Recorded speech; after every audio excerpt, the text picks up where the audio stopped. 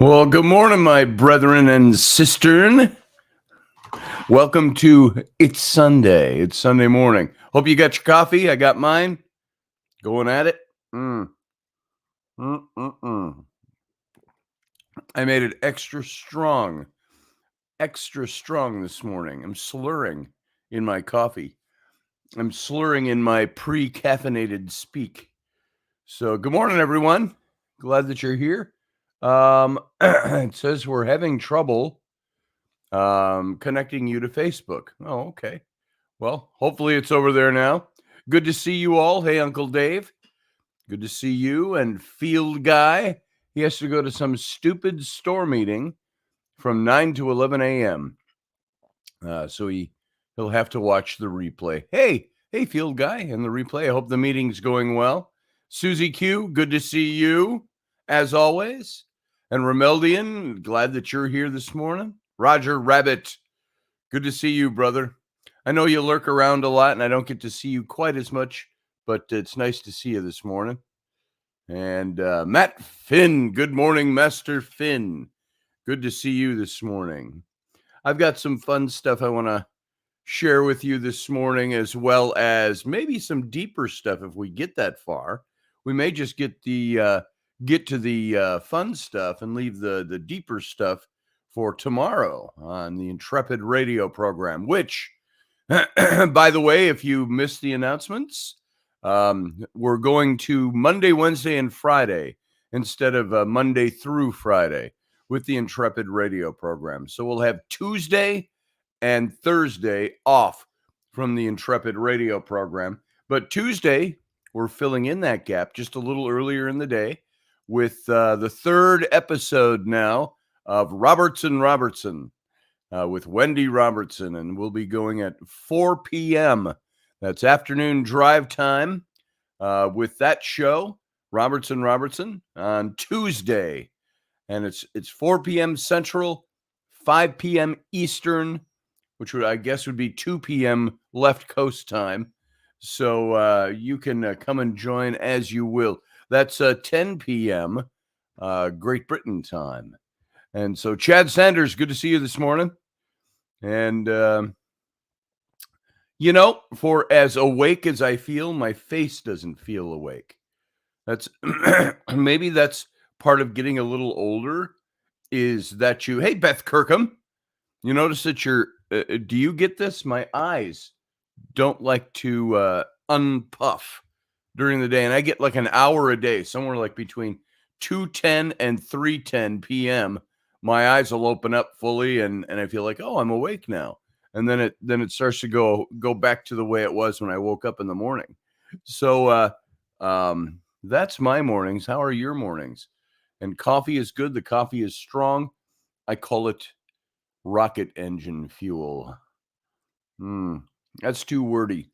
Rocket fuel. I was thinking about doing a branded coffee and calling it the Intrepid Rocket Fuel. We'll see what we can do. If I find the right beans, we'll get something going. So, I gotta let that flow. I gotta get it into my bloodstream. I feel like I'm really bright this morning. Raini did something with my lights in here yesterday. She rigged something so all of them go on. She just said, hey, look at your lights now. Click, click, and everything goes at once. So that's pretty cool. Mine are great. I'd buy you coffee. I'd buy your coffee, says Romeldian. Fantastic. We'll see what we can do to get that done. And we'll put it on the market and we'll get it out there. So, so we're starting to get set up in here. We're almost set up in this studio. All my books, we lost a bookshelf or two in the move. Rainey grabbed one, the big one, and put it upstairs. And then we had one that got crunched. And you set it up and it wobbles side to side. Now that's fixable, but it's up in the garage. I'm going to have to do something with that. And so I've got all my books unpacked. They're all on shelves. There's a bunch, though, sitting over on my drawing table, which I've flattened out now. I've got about 100 books or more sitting on that table waiting for a shelf. And I've been weeding through my books as well. And um, every so often, I'll go through the books and I'll go, oh, I haven't looked at that one, or that one's one that's older. I bought one. You see, we've got the thrift store where you can get books. Used to be for a dime a piece, and then they went up to a quarter a piece. So I can get 4 books for $1. And I would go through and I'd come out with armfuls of books. You're spending, what do you got there with those 12 books? You got, what is that? $3 worth of books. And I find some pretty good books, some old ones. I've got over here, all my old books are sitting. I can't turn this because I got so much junk on here on my desk in disk drives and things like that. But way over there, and then the lamp's in the way. That top shelf over there and the second shelf are full of old books I like to collect, and I've got some pretty nice old books that I've picked up there. I should show you, if you like books, if you have any kind of antiquarian bent about you at all, you'll like this. Hang on, let me grab a couple. Let's see, this one, and which was the that one, and this one. I'll show you a couple of these. And these are kind of fun. Now, I collect all of these, and I find them and by the way, I'm working on getting a guy named Reed Moon, who has, if you look him up, Reed Moon on Instagram. He's got a beautiful antiquarian bookshop out in Utah. And he does videos every day or every other day, something like that. And they're really, he does some really cool books. Now, this is a guy who's obviously made a good living at doing this. And he just took a trip to London a couple of months ago, to England, and he went all over the place and he did a book buying tour. I would love to do that. And he's got collectibles, things like letters, handwritten letters from Tolkien to people, handwritten letters from Abraham Lincoln, things like that. And he collects, so he's a collector of all of that stuff. But I'm hoping to get him on the show. And I wrote him about all the details, and he said he'd be willing to look at it. And so we're going to see what we can line up. I think he would be fun to have on the show, whether you like to read or not. Boy, that light is shining way down on my face, really harsh. Hold on a second, folks. I'm going to go fix that. I got to have a little stick to do it because they're fold-up lights, and I can fold them up a little bit like that. That might help a little bit. There we go. Hopefully that's a little better. Yeah, it's not so harsh now. And so I still have to work on lights in here. We got to do something theatrical back here, and we'll get it going. So I hope to have him on the show. Well, some of the finds that I have, and this is one that I thought I had lost, and I did find it in a box. I was looking for this when I was writing The Sword in the Clay, and that's Caesar's Gallic Wars. So The Sword in the Clay, half of that story, it's based on a fictional character I created, a centurion who fought in Caesar's Gallic Wars, and the sword belongs to him, of course. And this is a little book that I'm looking for the date on this again. Now, this is 1895 when this book came out, and it's got 1896, a second copyright. So this book came out in the late 1800s, and it's still in great shape. And this is Caesar's book, one of his books on, I think it's all of them, on the Gallic Wars. And I've got a couple of others here that I think are really neat. I found that for a quarter at a dime at the time at the thrift store here in town. Now, this book, it was copyrighted in 1902, but then it says again, edition of 1930. So this came out in 1930, this particular book. And I thought this was kind of neat. I showed this to my son the other day because they're in a Edgar Allan Poe little mini unit within their lit class. And I found this book, the Gold Bug by Edgar Allan Poe. And it's a little book like this. It's in decent shape. It's got some biffs on the corners and things like that. Well, in almost nearly 100 years, you can expect there to be some biffs on things. And I thought that this was a really neat book, and it's illustrated. You can see some of the illustrations here that are in that book. Excuse me. Holy. All right. Then I've got a couple of others that I found here. This one. This is Shakespeare's play A Midsummer Night's Dream by Shakespeare. And this little book I also got at the thrift store. This was copyright 1910. So this particular book right here is about 112 years old.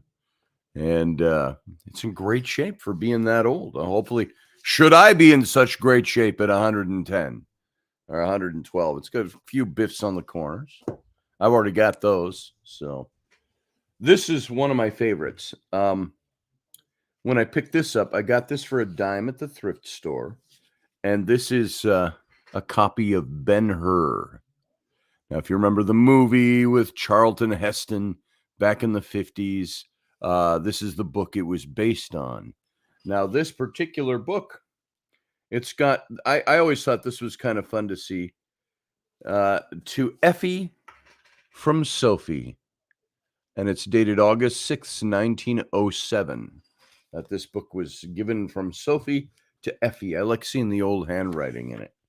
And this book, this particular version, came out in 1906.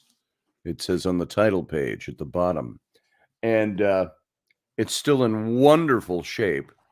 1906, that would make this particular version of this book about, 115 years old, close, 116 years old. The damage that it has on it is a little bit of this kind of molding that had, over the years, had gotten on the back cover. And it's fine. It's clean. I cleaned it up a bit. But it's a great old book.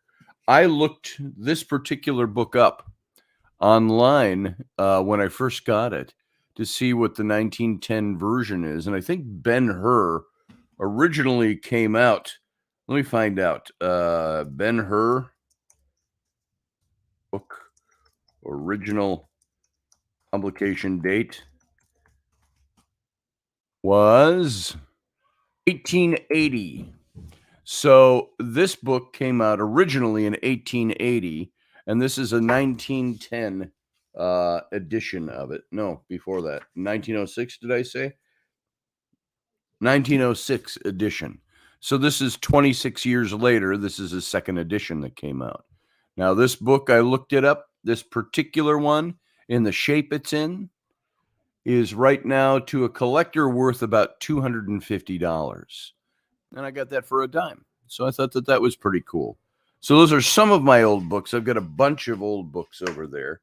I'm missing some books, and I'm not quite sure where they are.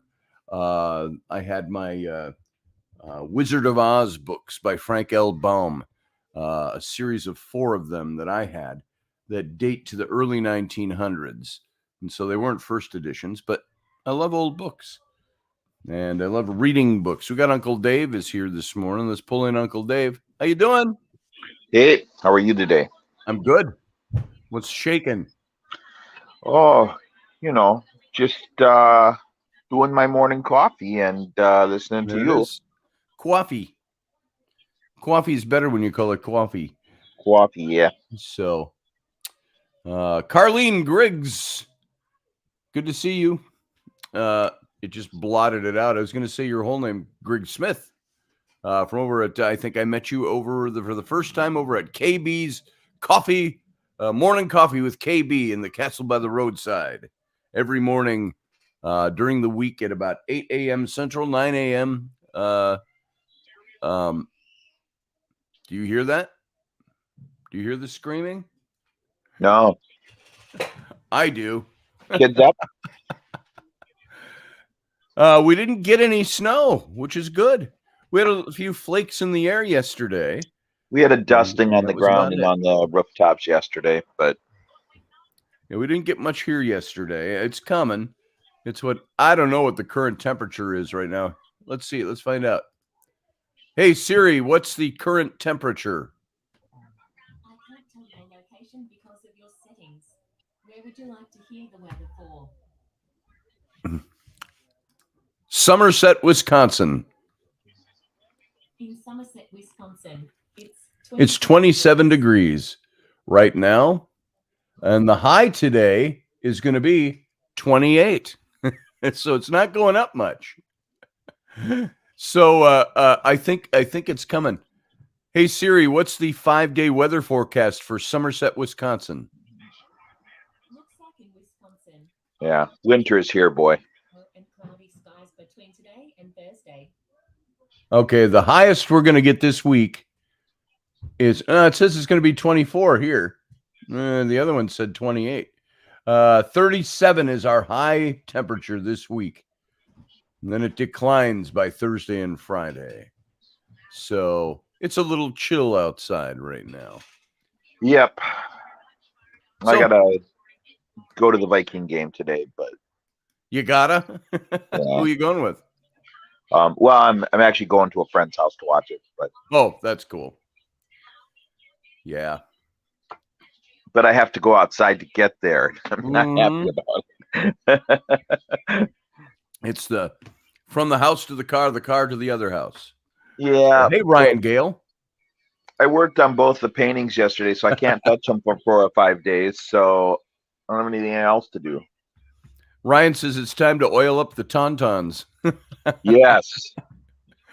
Folks, if you don't know what that is, That's a Star Wars I reference. grieve for you. Who could do the best tauntaun impersonation sound? Can you do it, Dave? Oh, I don't know. It's been a long time since I heard It's one. kind of part It's a little Wookiee-ish. Wookiee. It's a little Wookiee-ish. With a little more growl to it. Something like that. And one thing about tauntauns, just when you thought they smelled bad on the outside, cut one open. Yeah. Let's see.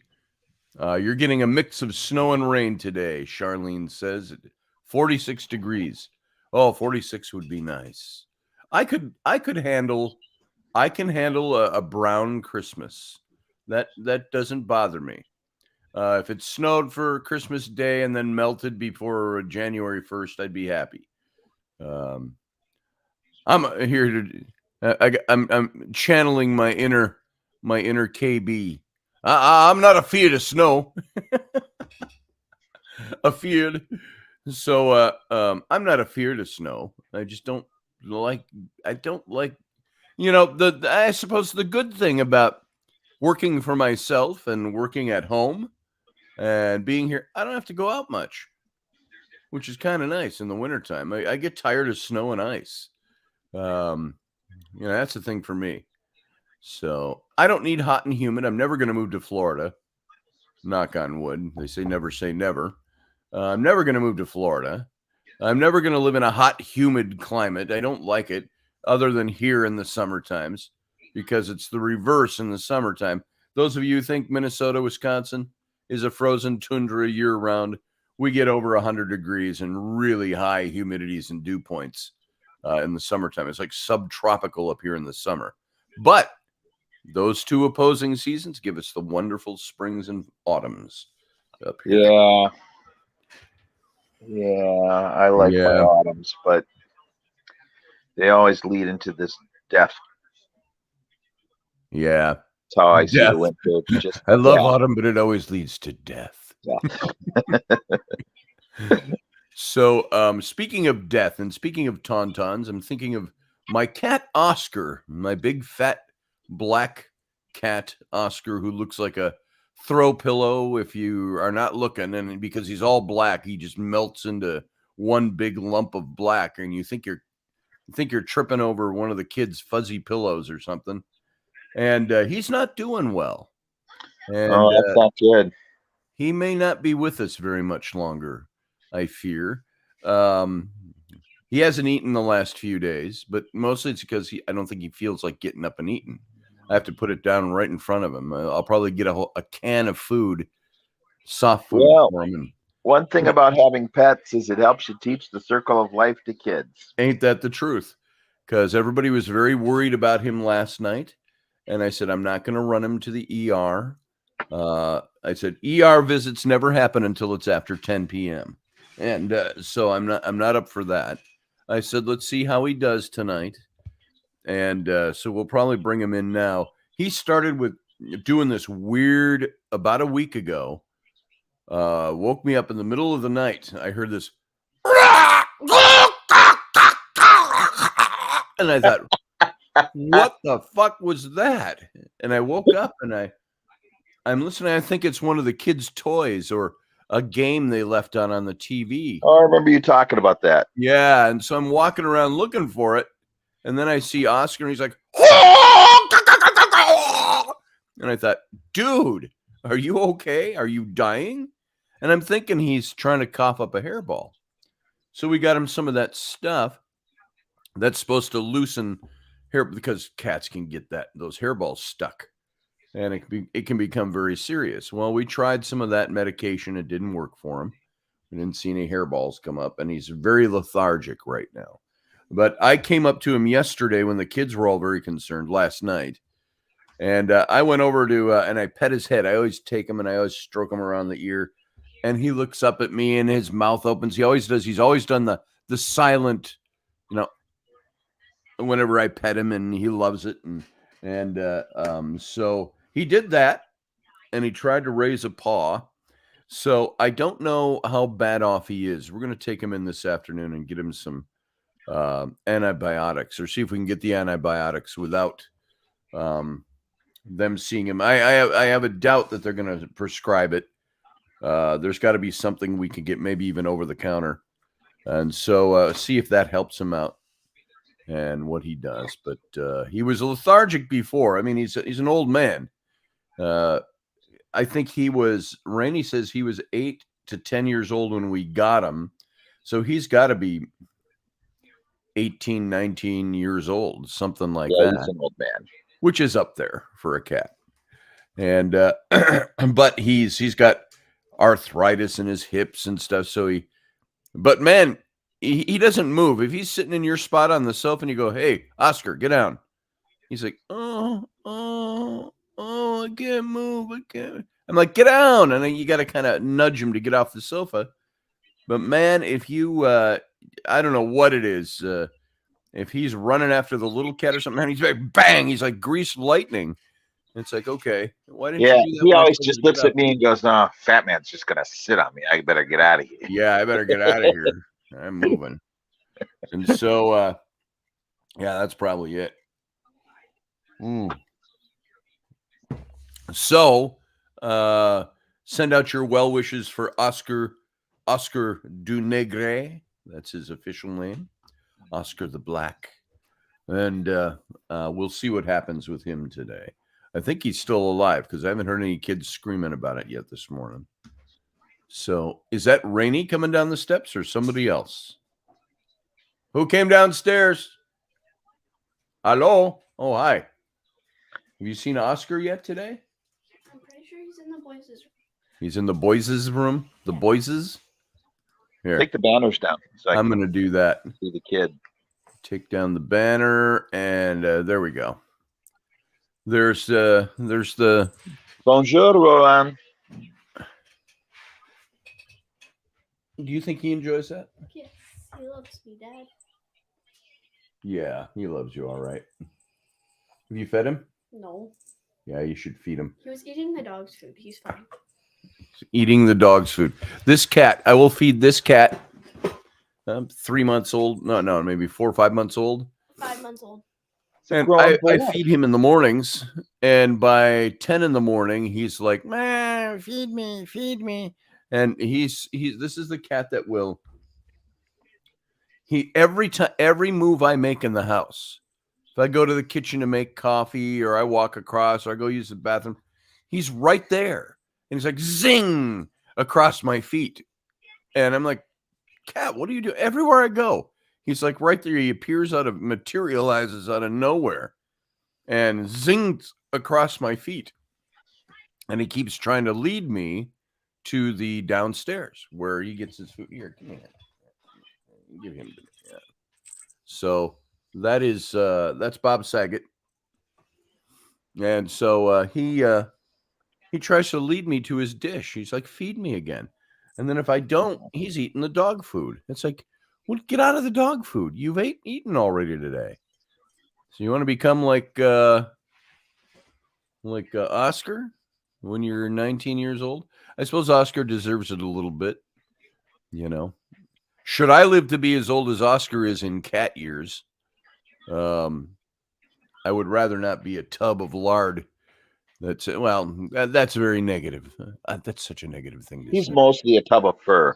He's just a big tub of fur, and he's a little heavy. I've had him on a restricted diet for years. I can carry him. He's not. I don't know where he. Well, good. You should go check on him. See how he's doing this morning. Bring up a can of the soft food, and you can give that to Oscar. Go put it down in front of him. So we'll see how Oscar does. You know, like you said, it's a lesson in mortality for the kids. The circle of life, Simba. We eat the antelope, and the antelope turned to grass. It's like, oh, we missed the pooping part. We poop out the antelope, and it turns to grass.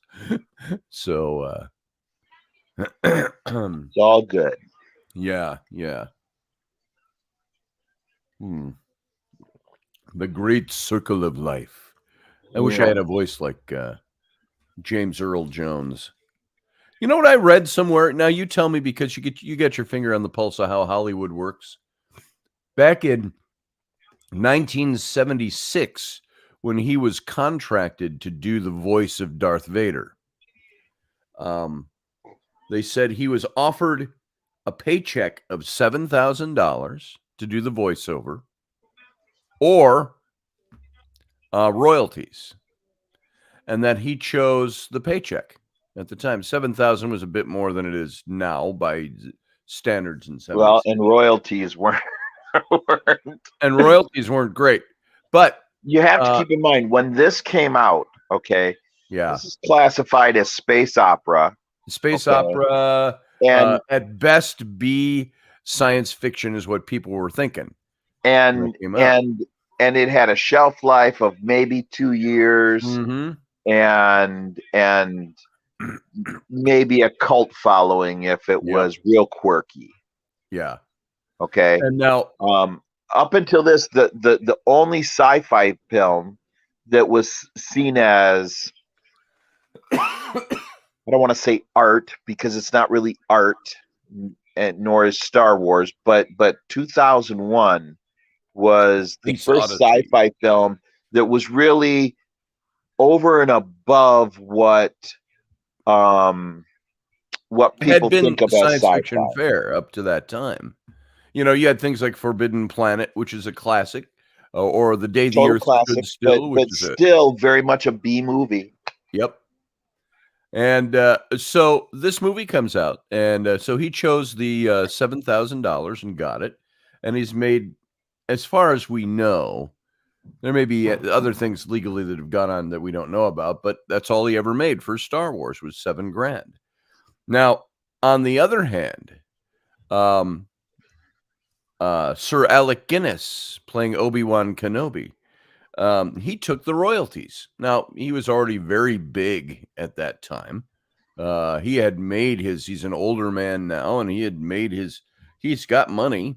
I'll take the royalties, you know, and his family now has made over $90 million Yeah. in royalties for Obi-Wan The other Kenobi. side of that is, so he may have looked at that and thought, I'm going to help this young director out. I'm not going to take cash out of his budget. That's exactly what I thought he was doing when he did it. Oh, that's Alec Guinness.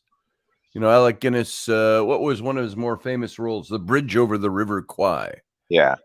And well, and he was not only an established actor, yes, but a wealthy actor. A wealthy actor at the time. So the handful of dollars that it would have been in his contract, you know, would have done. I mean, and it was a substantial sum to George Lucas for his overall budget. It probably would have been over $100,000 to get somebody like Guinness at the time. Yep. Okay, that's a big chunk of budget. That pays a lot of workers for grips and gaffers and things like that. And that's several days worth of shooting back in 76. Right. Okay. And so I'm sure he thought at the time, yeah. And he was in a bulk of that movie, so he was, but they probably did. Days. But they probably did all of his shooting in a week. Probably in a week's worth of time. When you look at the time in Tunisia and very little on the Death Star set. You know? Very little at Pinewood, because he did the handful of scenes in the Death Star. You've got a sword fight. You've got him turning off the generator, and then you have scenes of him on the Millennium Falcon, and that's it. Yes. So, but his family has enjoyed. The royalties are coming to his family, and have been for years, because he died 30 years ago. Yeah. So, but well, and it's wild when you look at 7,000. That's a big leap. I was watching an interview with Mark Hamill, and he was saying, "I'm the age Sir Alec Guinness was when he came on the set," and he's like, "I can't wrap my head around that, because at the time I thought, wow, he's like this ancient actor." I know.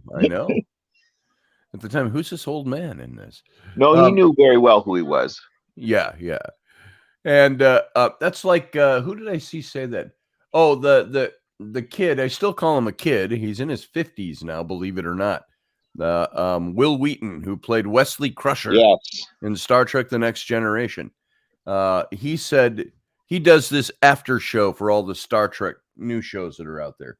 Yeah. And he said he had Patrick Stewart on once, and he said what blows my mind, he says, is that I am now the same age Patrick Stewart was during the first season of Star Trek: The Next Generation, when he was playing a 16-year-old kid.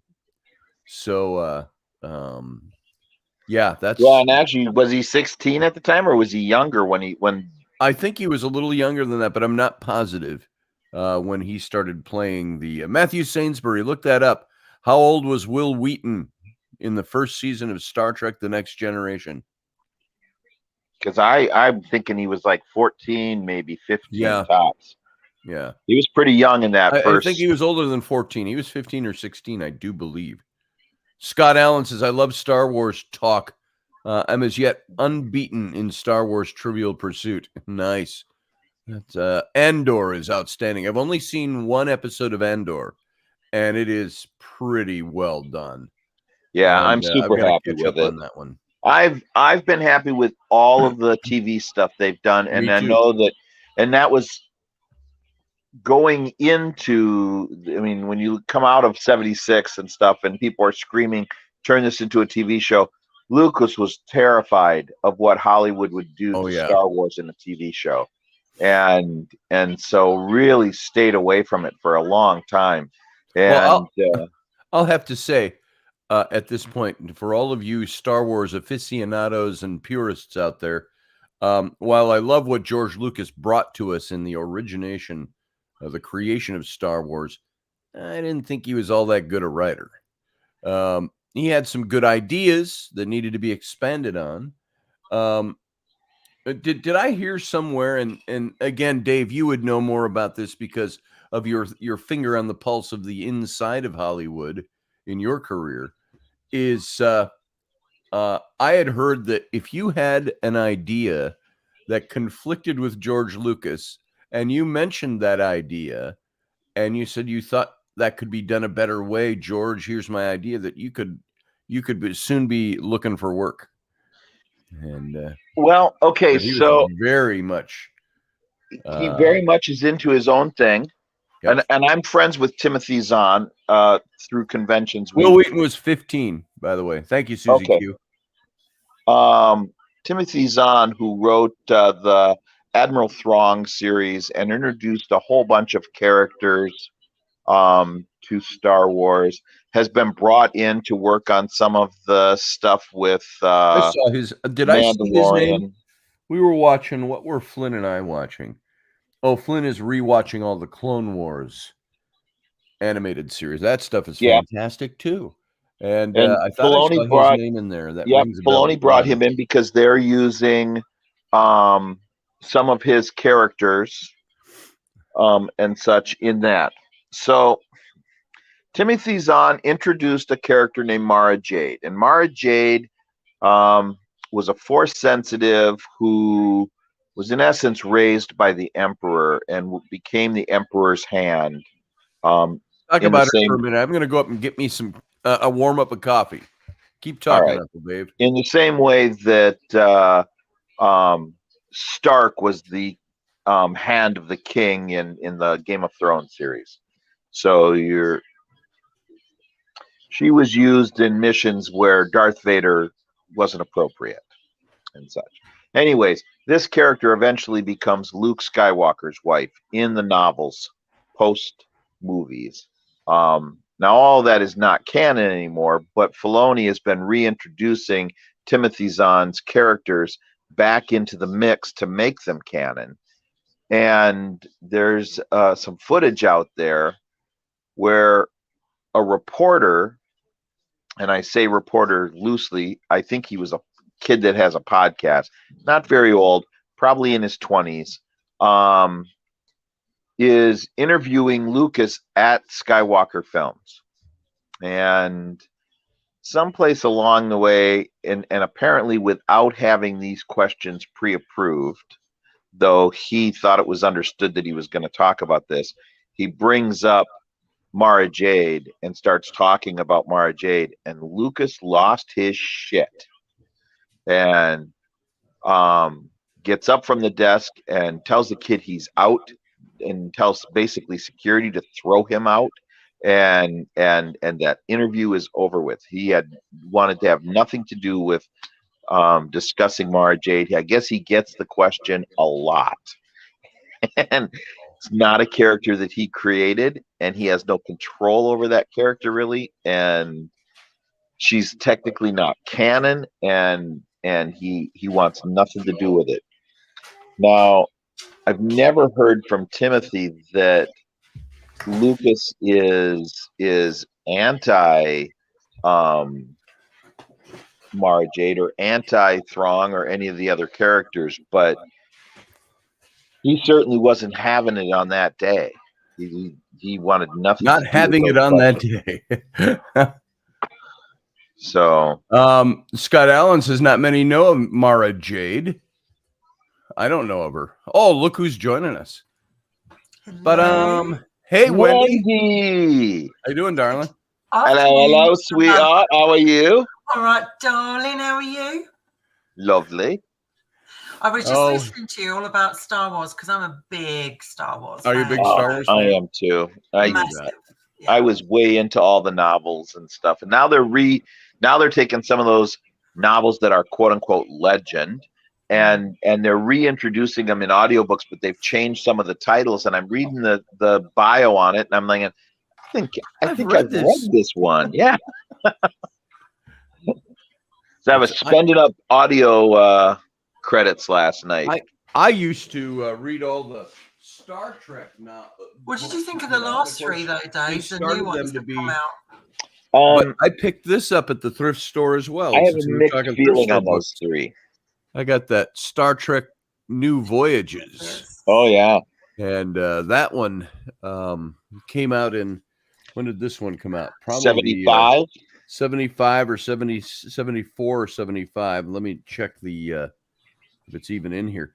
You know, sometimes you get books that's before the dates where they worried about putting dates in the books. So you were saying, April 1976 is when that one came out. So I found that. It's a little beat up, lesser for wear, but I've got that one in my collection of old books. I got to answer Wendy's question. What's your question?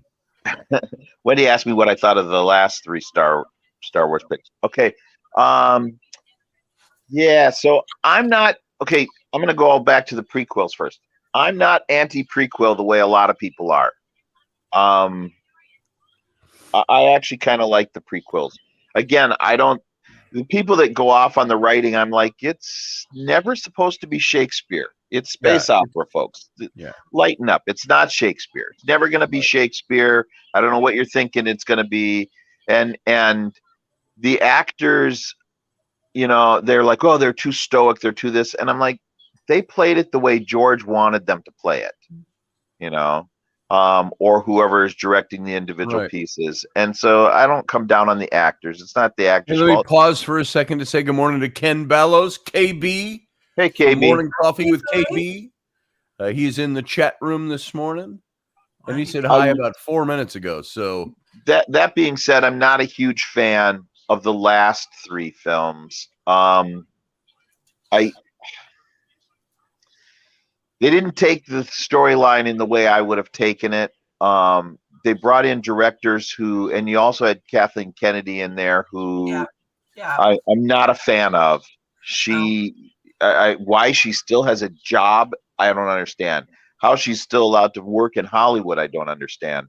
But she clearly came in there with this thing. She wanted to completely change the direction Lucas went with Star Wars and undo everything he had done. And how he allowed her to take that job, she must have had dirt on him or something.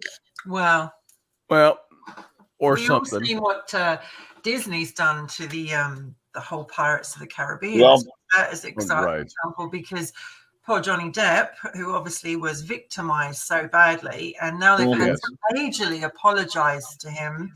And quite frankly, fuck off. Yeah, quite frankly, he, you know, but the thing is, he's such a beloved character. Well, and he loves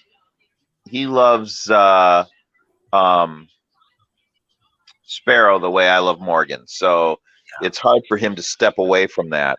There is only one, and will ever be only one, Captain Jack Sparrow. Yes. And I now, think, do you think, you know, is there, I tend to think Johnny Depp is a more principled man.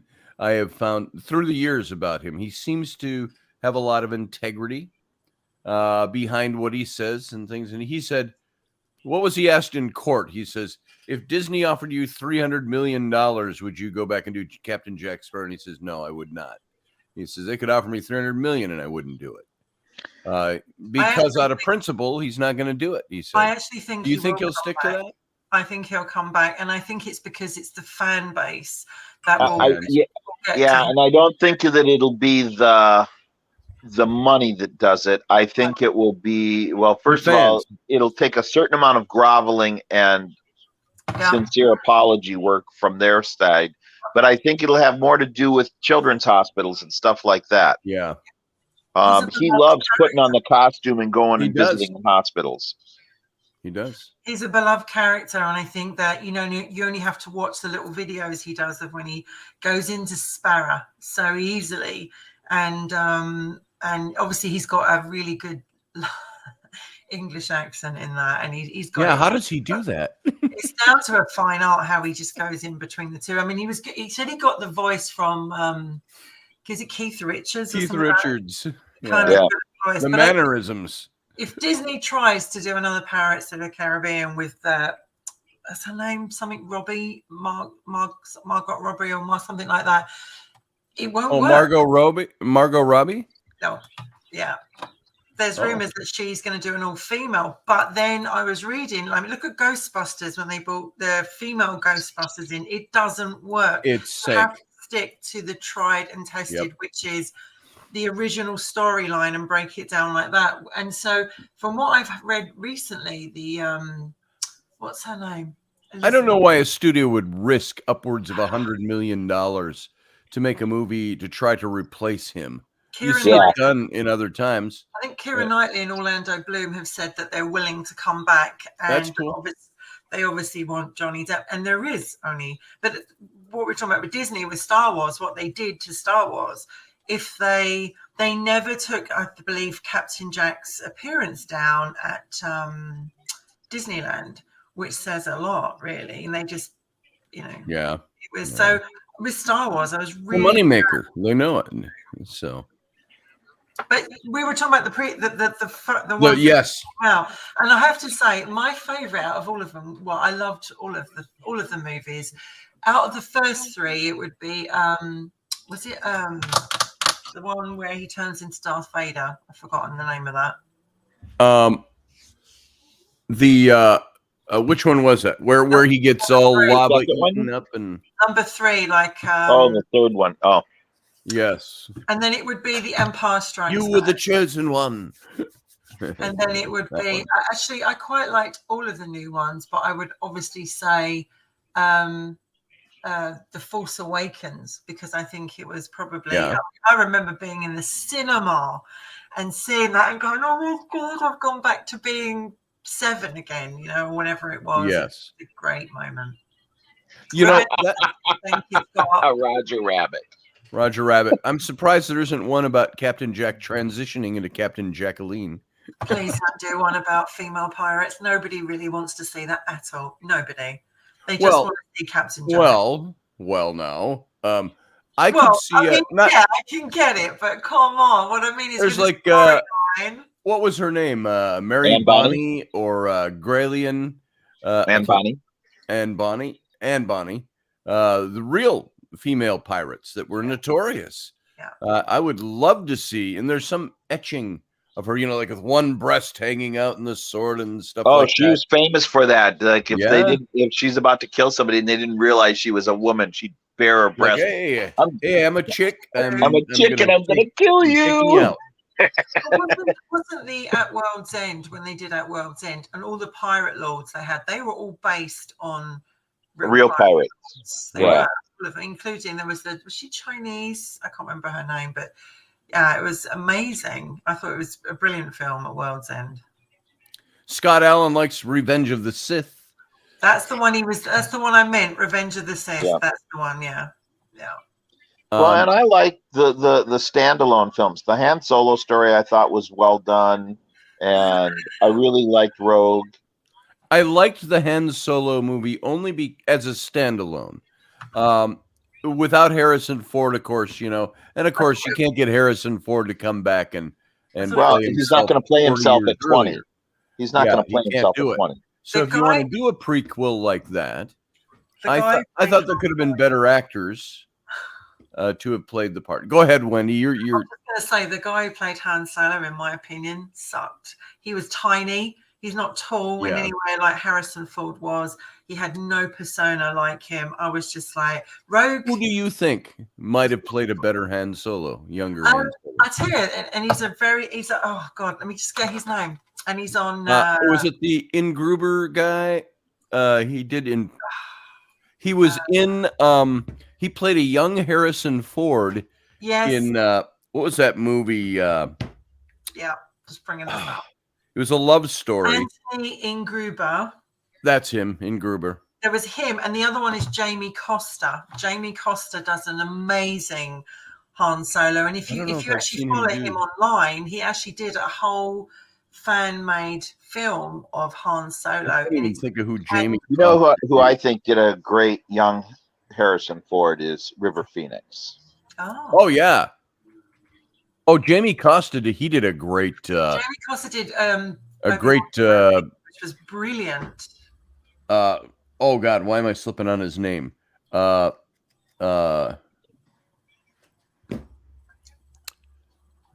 Robin Williams. Jeez. Yes, brilliant. Brain Jamie fart. Cox He did a is the name fantastic that I Robin think Williams. people should be hearing about, because he's a wonderful actor. Yeah. And he just In Gruber, though, actually looked the part of a Did. young Harrison Ford, Yeah. and he developed his mannerisms, his speech patterns, and he did some sample tapes. And there was a lot of talk a few years ago that he might be like a young Indiana Jones or a young Han Solo when they were first talking about doing the movie, and everybody thought, man, this guy's a shoe-in. I sometimes wonder about decisions that are made in Hollywood where you look at somebody like Ingruber and But he may not have been available. And you listen to him, and then everybody, the whole fan base is like, yeah, we really like him. And the studio comes out with somebody you don't even know. You didn't even think. The same with Mark Hamill with the TV shows. They've been there's an actor that they threw up to play young Luke. Can't think of his name off the top of my head, but he just totally Sebastian. I know what you mean. Yeah, let me get it. Keep going. Anyway, physically looks like Mark Hamill did in his early 20s. He's just right there, and he can totally pull that off. Everybody thought this is the guy. Mark Hamill said this is the guy. Sebastian Stan. Yeah, and they went with a different actor, and I just don't get it. Yeah, it's like, why did you go with a different guy? It's almost like they go against popular that are drawn towards them, because I was going back to Han Solo. It was like he was awful. I mean, he was just awful. My personal opinion. I enjoyed the movie overall. Yeah. I had to cancel out Harrison Ford in my mind to watch it, but. You know, one good decision I saw that was made like that was Leonard Nimoy, who played Spock, kind of handpicked Zach Quinto to play him in the new Star Trek movie in 2009. Played Spock, and man, he was Spock on. Yes, he was. Absolutely. The guy who plays him, like in the new movies. In the new movies. See, now there's a reboot where I think all three of those actors, and I say three because the three primary ones that they picked, Bones and Kirk and Spock, I thought they all three were perfect for those characters, had all the right attributes that they needed. They didn't mimic the earlier actors, but they carried over some of their personas. Who was the Australian actor who played he was Éomer in Lord of the Rings? He's in Bad Boys. No, I'm slipping on names today. He played Dr. McCoy in the new Star Treks. He's spot on. What the heck is his name? Wendy, Australian actor. Right. What did he play? He played Dr. McCoy in Star Trek. Star Trek. Oh, yeah, he did an amazing job. Why can't I think of his name? Let me just. You're looking it up, so I won't. I'm looking up for you. Hang on a second. I'm looking at the chat. Carl Urban. Carl Urban. Yeah, he was a fan. There you go. You're swinging 100, batting 100. The Google is strong with this one. Yeah, the Google is strong. But don't you think it's also politically Google, it's in the rock. It's in the swamp. It's in the ship. We have Doctor Who over here, and everybody knows how famous Doctor Who is around the world now. And we've had so many people play it, and then we had to have the lady, had to have a woman. And now, obviously, we have a new Doctor, and he's black, and he looks amazing. He looks like he's going to do a great thing. She did a great thing, but the storylines were rubbish for her because she had so many politically correct storylines that Doctor Who stopped being fun. Doctor Who stopped being, like it was, which was kind of dark and scary from time to time. Yeah. He took it. The guy, Chris, what was his name? It was too woke. It was too woke. And people just went, not watching this anymore. So they've kind of, now the other guy's back, Russell, is... Did I hear that Tennant came back and did some episodes? Yeah, he's come back for, I think it's 3 specials. I like him. I loved him. What's not to like? So yeah. Well, and I love Matt Smith too. I was a huge Matt Smith fan. Mm. Which Matt one was Smith Matt Smith? Matt Smith And is very much Eccleston was great. Eccleston Oh, was great. Eggleton was great. Yeah, yeah. Matt He was- Smith is like Patrick Troughton, a very young Patrick Troughton. Because if you go back to the original, I mean, without Patrick Troughton, there wouldn't have been a Doctor Who. Because even though William Hartnell was the first, he had to take on the role, Patrick Troughton, and go, "Oh God, if this doesn't work, it's on me." And it did, and then it went obviously to John Pertwee, Tom Baker, and etc. Christopher Eccleston had the job of bringing it back after being years apart, but they really should have given it to Paul McCann, because he was a wonderful actor. He did the American Fox version of Doctor Who. He did it brilliantly, and he should have, I think, been given the chance, but they didn't. They gave it to Christopher Eccleston, who was so upset by the way he was treated and how things were left after one series. And then David Tennant took over, which because everybody absolutely loved David Tennant. And so when Matt Smith took what over, did you think of Peter Capaldi? I loved him. He's my dog. I did too.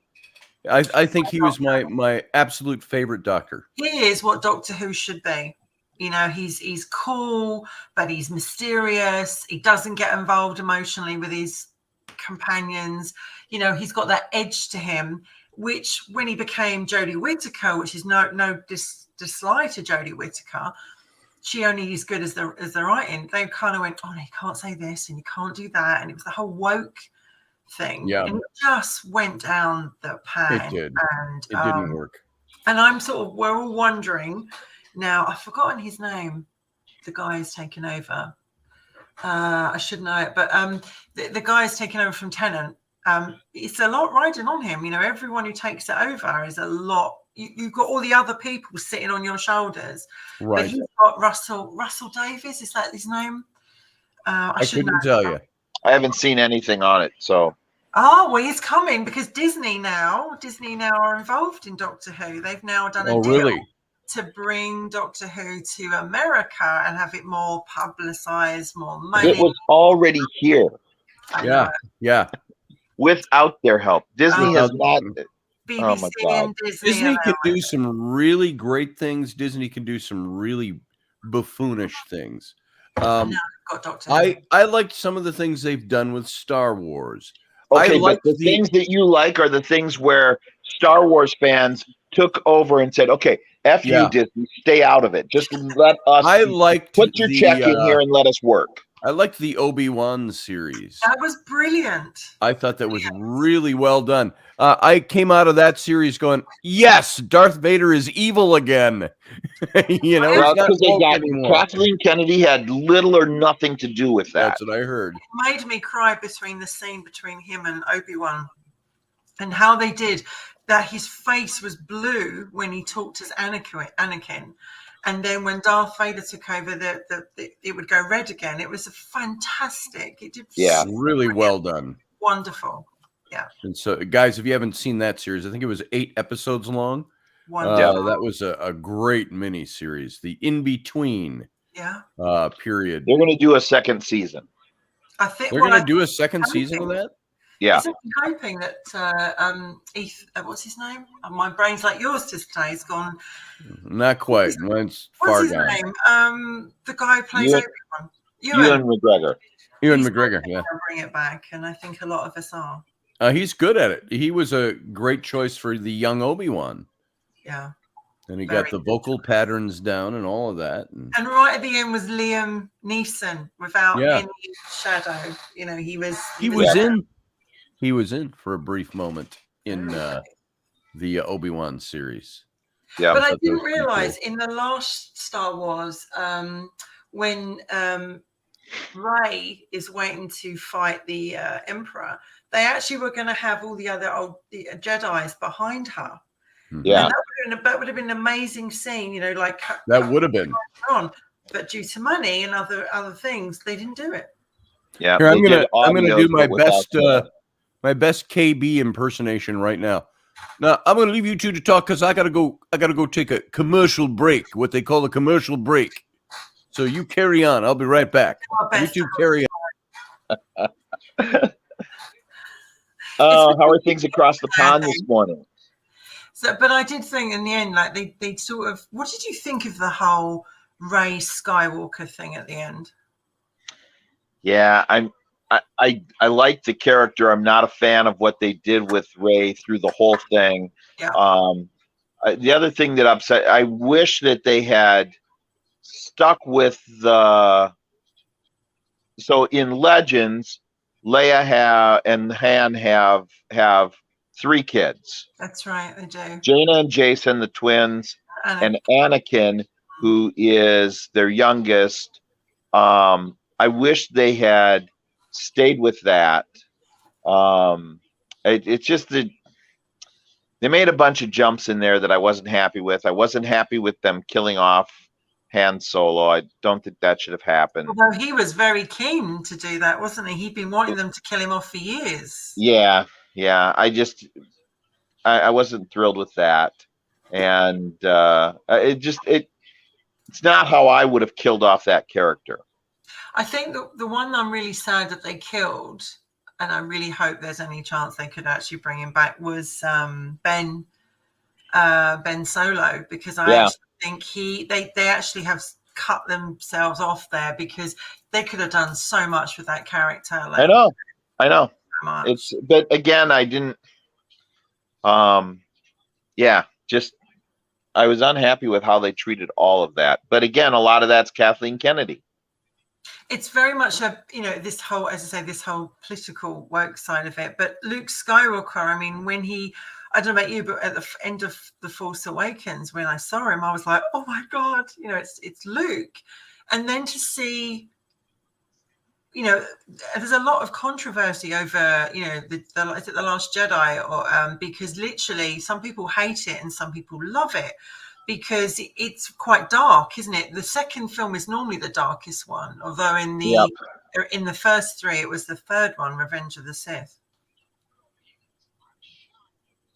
Well, I disliked what they did with the Luke character through all 3 of those films. Yeah.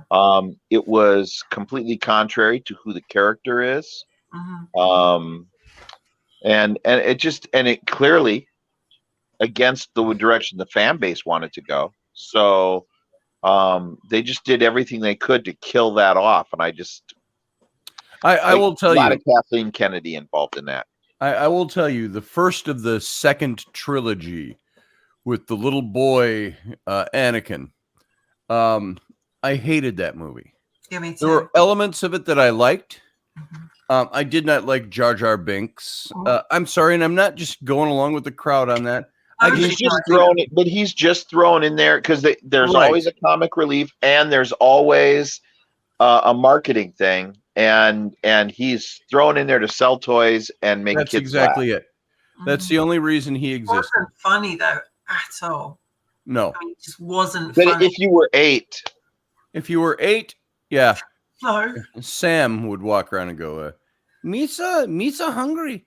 And I'm like, shut up! Don't use that voice. The thing about the Lord of the Rings, the Lord of the Rings. I mean, like when they did the first 3, which were brilliant, amazing. Like they will be. If I went to my grave tomorrow, I would still say those 3 were just wonderful. And then they did the other 3, The Hobbit, and I wasn't as excited with them. They didn't move me as much. I think we were used to Peter Jackson by then. We were used to what he did with Lord of the Rings. I loved the performance. Who's the actor who played the young Bilbo? Martin Freeman. Yes, he was very, very good. My son was watching those the other day. Recently, he's been watching through those, and there were scenes where his acting is so well done. Remember the scene where Thorin Oakenshield dies on that icy mountaintop, and Bilbo is with him. Freeman's performance throughout that whole movie and in that scene brought tears to my eyes watching him play that scene. You should really watch those movies in reverse, so that you watch The Hobbit and then watch Lord of the Rings. But yes, But it's like, Aragorn, I know he was the second actor to be brought on to play it, and they actually picked the right actor for it because he was wonderful. He did such an amazing job. He really, Yes, really he did. Yes, he did. Ken Ballos says, I look forward to Sunday morning with Scotty and his guests. Great way to start the day. Yes, it is.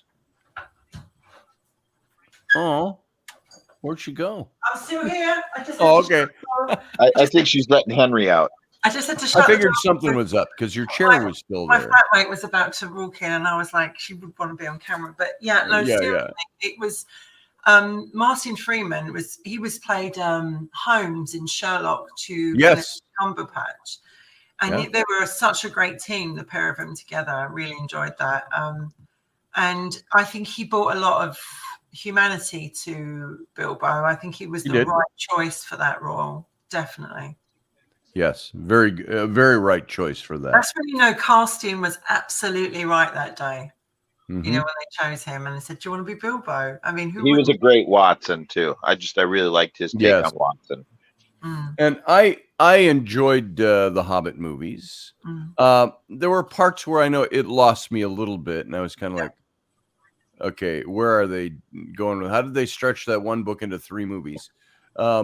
Which is easy. Well, there's a lot there because there's a lot of material. I had read that book to my kids. It's just sitting over there somewhere, and so Flynn liked it especially because we had read the book, and but I thought those were really good. Are they planning on doing anything else? Oh, well, I know they're doing this series. I haven't seen this show yet, so I don't know. I've seen 3 or 4 episodes of that. What's it like? It is really enthralling.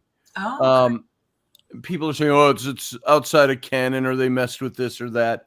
I don't care. I watched that, and it totally drew me in. And they get there. They said by episode 4 is where you go, aha, now it's all falling together. But, they did things. People had a problem with black elves, black actors playing elves. I got no problem with that. I don't care. Yeah. I don't think that's woke. I think it's like when they had black Vulcans, it's like, sure, why not? I don't care. And the guy who plays the elf is a very good actor.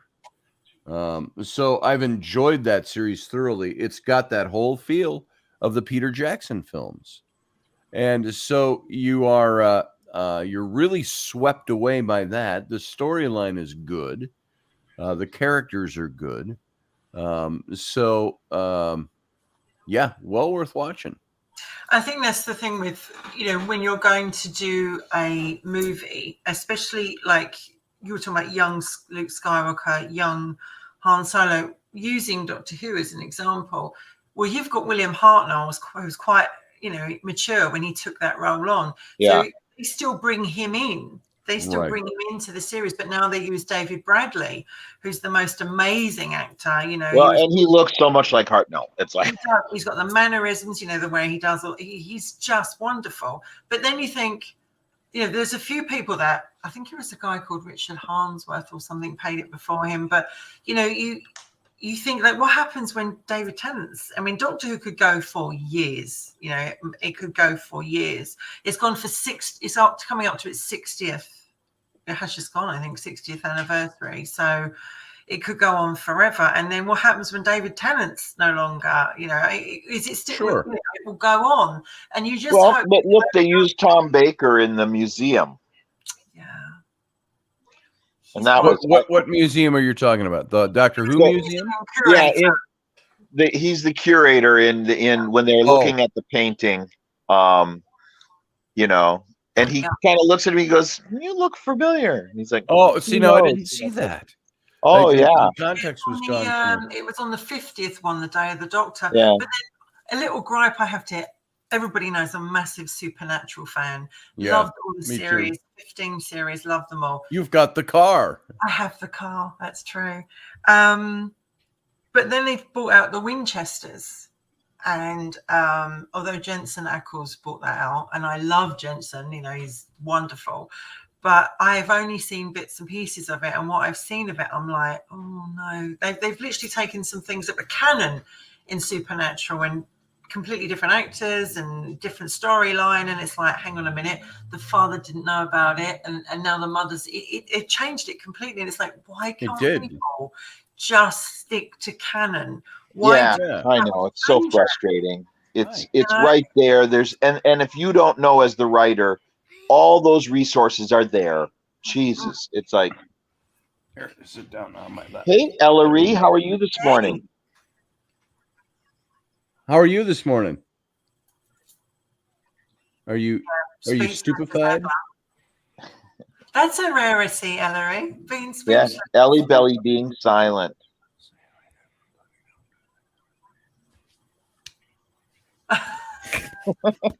You want to fight? I'll fight you. I'll throw you to the floor. Centurion, throw her to the floor. You want to hit me in the face? I'll hit you in the face. He's got it going on over there. I got a right? stick. Yeah.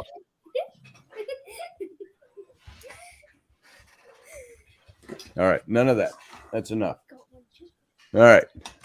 I've had quite enough of that. Yes, they sometimes take liberties they don't realize are liberties children should Well, when not she take. gets older and she looks back at this on YouTube, she's going to cringe and watch herself and go, "Oh my God, I can't Yeah, believe you're I gonna actually watch did these in that." 10 What years. is on your fingers? That's my question when I saw it. It's like, why does a 7-year-old need fingernails like that? Did Rowan do that for you? Mom did. Mom actually did that. Oh, Mom for did. her. And I'm like, why? They're like the what shape are they, Ellery? They're like It's very pointy. You're gonna poke an eye out with that. Yeah, I said, don't scratch your eye in the middle of the night. well, us girls, we like our long nails. Yeah, well, they got their uses, but Well, they do. 7-year-olds don't need those. No. I mine are not that long, but they're still long enough. I'm just natural. I'm Natural. natural too. Though I do often use a clear polish on them. Oh, do you now? I don't. Yeah, I've got one nail that I stuck a drill through when I was younger, Ooh. and so the I split the root so it grows out in two pieces, and if I snag it on anything, it tears up. So I have gone to putting polish on it because it keeps that from happening. And so having just one nail polished looks weird. So then I just throw clear polish on all of them. Might as well do them all. Totally. You know, I mean, talking about Mr. Depp earlier on, there's a man who wears the whole eyeliner and stuff, and he rocks it. He absolutely rocks it. So I love you. Bye. I mean, one film in the 80s, I would use eyeliner. It's not a big deal. I actually loved Dark Shadows that he did. Yeah. Because that was a remake as well, wasn't it? I didn't like the movie. You didn't like to be it? honest. Johnny Depp is brilliant in anything he does. Yeah. But I'm going to do my makeup. okay, you go do your makeup. I'd do makeup if it was I'd do makeup. I'd wear eyeliner. Do you think I wouldn't cover up this crap if I could and get away with it? Let's face it, all that stuff was invented for men to look better anyways. It was. Women. It was. Yeah, but years ago, like going back into France and stuff like some of England, you'd have worn makeup. Men would have painted their faces and put their little beauty spot on and everything. Oh yeah, right? yeah. I need to do the white face with the little beauty mark. The lead. I've got one somewhere already. Which side? Yeah, is it on? that's what you need is white lead on your face. That's what I need. You so don't need that. White lead. I need to color my hair bright orange and do the white face with the little dot and go, oh, behave. But what was I saying? I don't know. My daughter. I was watching you when you first come on, Scotty, and you were saying like, "Oh God, my eyes are so puffy, and I'm not awake." And yeah. And why is it as you get you get older? But I think it's also like, do you drink a lot of water? You what? Do you drink a lot of water? I did yesterday, and I've got some here too. Because if you have a lot hot coffee and you don't drink lots of water, that can give you that kind of The dehydration. coffee thing, it's almost affectatious. I have about a cup and a half a day, maybe 2. That's So, water, and you well, guys water. water. I just I've went gone and bought. to just 1 cup a day, and recently I'm up to about 6 a day. Yeah, it depends on the day. See, but I do the French when I'm press. sitting here painting, I like to have a hot cup of coffee sitting there. Yeah, Coffee. It's just daring me to stick a Coffee. brush in it. it's pronounced coffee. Coffee. Coffee. It's Coffee. like QWAFFY. Coffee. Coffee.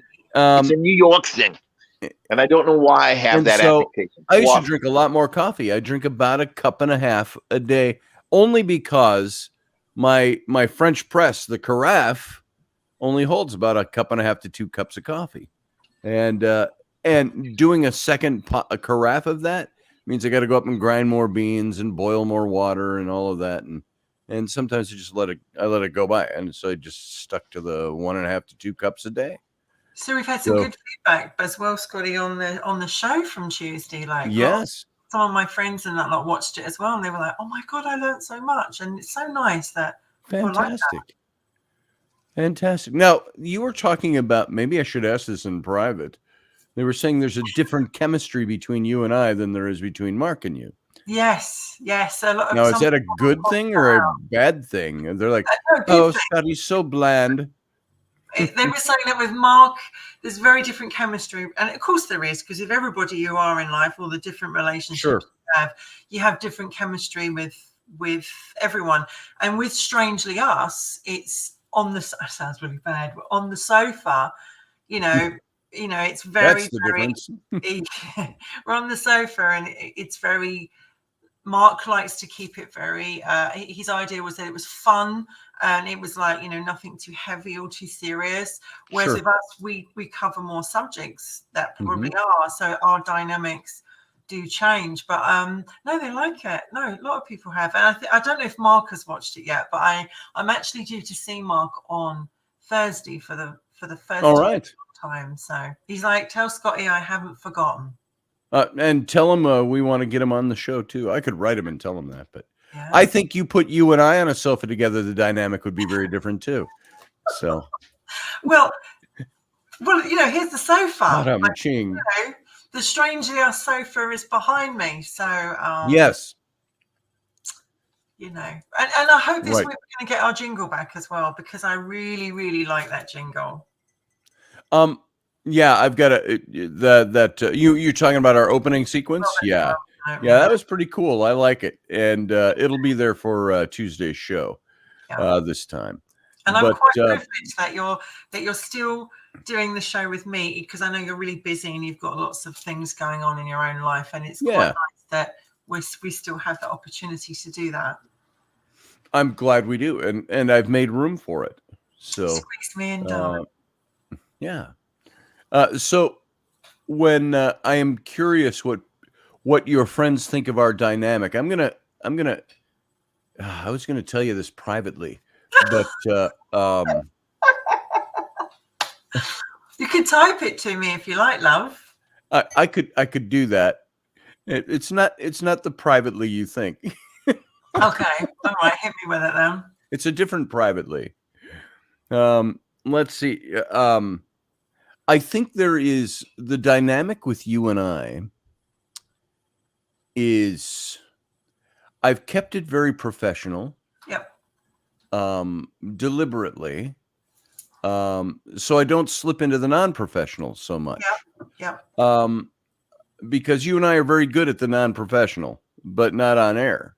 Yeah. And there is a little bit of, I saw something I read this last week, and I was going to ask you about this, or share it with you. I think it might have been a meme that I saw, and somebody said that men act differently around women that they're afraid of. Oh, okay. Or that scare them. In other words, and there was more to it than that. It was like there was now, for as many years as I've known you, there is that healthy oh, she kind of scares me a little bit because it's like, guys will look at women and think of women in certain ways, even in a professional setting. You can't escape that. That's human nature. And so there is part of that where I think I want to make sure that I'm doing the right thing with you when we're going professional and keeping it that way. And there's that little nervousness of making sure that because you're how would I put this? To make it, maybe it doesn't, none of this maybe makes sense to anybody, but you are a powerful woman. Thank you. You're powerful in the sense that not only is the first impression everybody gets, Wendy's gorgeous, she's hot, and all of that. So there's power right there. But then you get to know you and talk to you. There's power in the fact that you're intelligent. There's power in the fact that you have abilities that other people don't have. There's power in the fact, like I look at last Tuesday's show. I pretty much shut up most of the time because you had that power seat of delivering powerful information. And so there's a bit of that is, you would think on first blush, people first meet or they're starting to work together and the relationship is totally professional, like going to the office or something. That could last a long time. I've known you for, like I've emphasized, nearly 2 decades. And we've talked about, frankly, and face it, I think you'll admit this too. We've talked from business stuff all the way down to the down and the dirty, and we're just having at and doing our thing. And but there's some of that you can't do in public. You can't show that on the radio. And so I try to keep it above board. And some of it I'm thinking when I do that for your friends too who watch it. I don't want your friends looking at that and going, oh, he's untoward or he's not doing the right thing. So I try there's a bit of that stage fright, that stage nervousness that says, and I'm not driven by that because you know me, I'm a pretty open guy. I do, but there are things when we're doing our show, I want to keep it a certain way, or I have up to this point. Of course, we've only done 2 of them on top of multitudes of interviews and talks and stuff. But so I'll talk to you more about that in private. I'm being guarded with my language right now to make sure I'm not misinterpreted or anything like that by anybody listening. Barry's cousin, something like that. Is it Elder Barry? Not me. What did Elder Barry say? Like my cousins. Really? That's nice to know. Not me. She looks just like my cousins. She looks just like my cousin. I'd marry my cousin. First of all, I think it's a lovely compliment. Thank you. I am just me, and you've always been. I'm always I am pretty down to earth and grounded. It has been said before that I've got quite a strong personality. Underneath that, I mean, that's kind of the as you say, when you're doing a show, it's a side to you that you show. Underneath of that is a very soft, vulnerable side, which I rarely show that unless you're close to me. And if I can brag, which I've seen many, many times, we've talked about those soft, vulnerable sides of things. I think in person, you're probably even more imposing. You've got, because you're tall. She's not geeky tall, folks. She's not like 6'7" or anything like that. She's tall. You don't think of women being 5'10", 5'11", and so she wears those boots with the heels. She's taller than me. So so you have an imposing character about you. It took me years to get that, though, because I was probably the tallest in my school and bullied horribly for my height. And I felt like I wasn't very attractive when I was young, and I had a really crappy time at school, and it's a very horrible story that goes with that. And I think that over the years I have had lots of insecurities and demons which have come out. And then I think once I reached my mid-40s, and I came out of a particularly difficult time and relationship, something just went, pardon my word, screw it. Yep. Screw it. Well, at least you didn't say fuck it. No, I wasn't going to. I'll let you say. I didn't say fuck it. So I just thought fuck it, and if you can't be yourself, and if people can't accept you, but guys have said to me, you're quite intimidating, And I'm kind of like, well, I'm sorry if you're not in your power enough to deal with a strong woman, because actually if a guy's in the right way, what's the right word to say, if he's got enough confidence, he won't care whether you're insecure Sure. or confident. Sure. He'll deal with it. With Mark, when Mark and I are working together, he's very much in control. I shouldn't say that, but he's very much probably the boss. Like, he's the one that drives. He's the one who cracks the whip. He is. He's the one that cracks the whip. And I think it's even though he would probably say, no, that's not true, Wendy, that's not true. But it is true, because he's such a professional and he's like, this, that, and the other. Whereas I think with you and I, it's not so much like that. But I would hope I come across as approachable. As a what? I hope I come across approachable and not approachable, intimidating. Intimidating, maybe. See, you're never intimidating to me in the sense of talking to you, because I know you so well. We've been friends too long. But there is an air that you have that even I, who knows you very well, you scare me sometimes. And maybe that scare you. Tell me more. Yeah, I'll call you later. So, do I make you scared, Uncle Dave? No, no. You're cheeky, but you're not cheeky. Scary. Cheeky. I am cheeky. I'm not scary at all. I'm warm and lovable. And yet everybody tells me, like when they've watched the show, a couple of my friends have said, where do I know Scotty's voice from? I've heard it before. And, he's so at ease in how he comes across, and so professional and just so easygoing. Like, I don't think you realize that, Scotty. You could do this show or any show blindfolded, upside down, and in the dark. You've got it going on. Upside down in the dark. Only if I'm wearing my kilt. He's got a very comfortable bedroom voice. But more. Why, thank you for saying that, Dave. You don't know how that makes me feel, big guy. App you can get calm, calm where you can't sleep and you can calm. And they've got like certain stars reading stories to help you go to sleep at night. You've got that very relaxing voice, which I think would be wonderful. And anybody else who wants to call in with compliments for me, the line is open. No, but seriously, when you hear his voice coming out of the dark at night while you're laying in bed, it's not jarring. It's like, oh, Scott's here. And he gives you confidence as like the other half of that show. Cool. Scotty gives you confidence to actually feel very relaxed and very much in your power and part of the show. And I think that's a very thank you very much good quality of somebody who knows how to bring out the best of his guests. That reminds me of an old commercial. I can't for the life of me remember what the product was, but it shows one of those scenes of the inside of an elevator, and there's a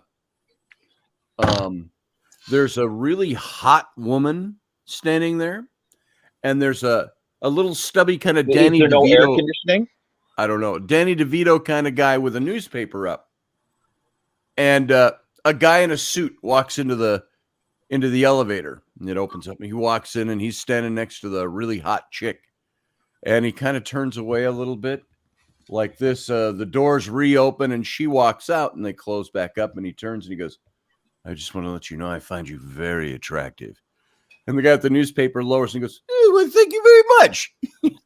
And so now I don't remember. That's where that voice came from. That's got to be 25 years ago. That ad was up. But that's what I said. Thank you very much.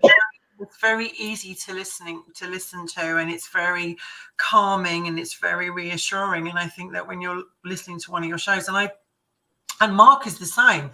Mark's got that sort of voice where when he does his one-to-one shows and he's like introducing something, I'm here. But it's a completely different world when Mark does his show, because when I go with him and we've got the camera at different angles, and he's like, right, we're doing this, right, we're doing that. I'm following his orders because Mark knows how he wants things done. And I think that he's the boss. absolutely. If you know, I mean, he would deny that, but I think it's true. Well, I think that's a guy thing too. Dave would be the same way. I would, if you and I were filming together at a site, I'd probably have a couple of different cameras set up and plus a handheld, and we'd do our editing later. But I would probably say, okay, now I need you right here. I need you in this light. I need you touching this door in this way, and you know, and so on and so on. And the other thing about Scotty's voice, he's the kind of voice when you're on an investigation, it'll say something like, I think we're dealing with a demon. Some of you probably will die, but I'll make it through. I'll make it. Yeah. Well, and you're like, that's a nice yep, compliment. I agree with that. But I also think it's like experience, because you were a minister, and you know, and you've spoken to so many people from all walks of life through all kinds of problems.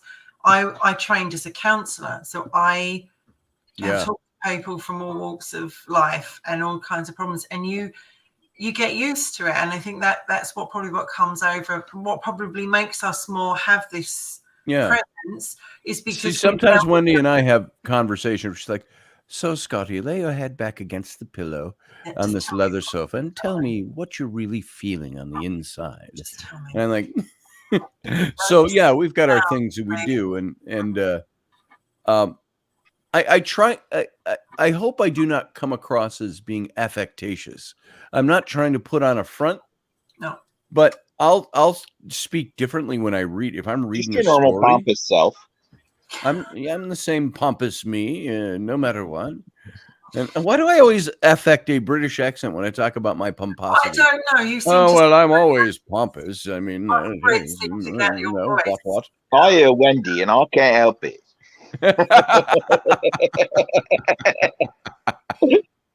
Exactly.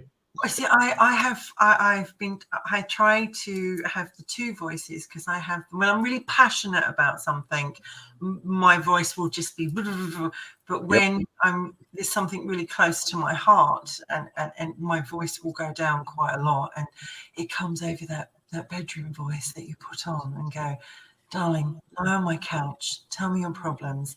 And exactly. It doesn't affect me though. It doesn't do anything to me. But when I get very passionate, Morgan comes out. Yeah, when Dave gets really serious and really passionate, he goes pirate. Yeah, are you sort of like what was his name in Pirates? The captain, Barbosa. Oh, Barbosa. Well, so there is a village, and I think it's a Welsh village, but this is where who played Bly? McLaughlin. Charles Lawton. Charles Lawton. McLaughlin, so when Charles Lawton did Bly, brilliant actor that he is, he went out and did research. There is a village, and I believe it's a Welsh village, and all the people, all the men of this village speak like this. They're men of the sea, they're fishermen and such, and it's something to do with the salt air, but it gives you that gravelly salt of throat. That kind of and he just that gravelly. I just sort of dropped into it, and so with Lawton, it's Mr. Christian. Mr. Christian. He pierces his lips and really pronunciates all the consonants. But I guess it's a Welsh affectation that is common to that specific area. And that is what many actors have grabbed hold of and said, okay, that's the pirates. Well, see, it's like that time I was in Abergavenny, Wales, at a little pub called the Hen and Chickens, I think it was called. We walked in, there's all these coal workers. They're all in t-shirts and jeans, and they're drinking away, and it's like 4 p.m. Oh, we've been here since like 11 a.m. We knocked off for the day. Yep. And at 11 a.m. And I made the mistake.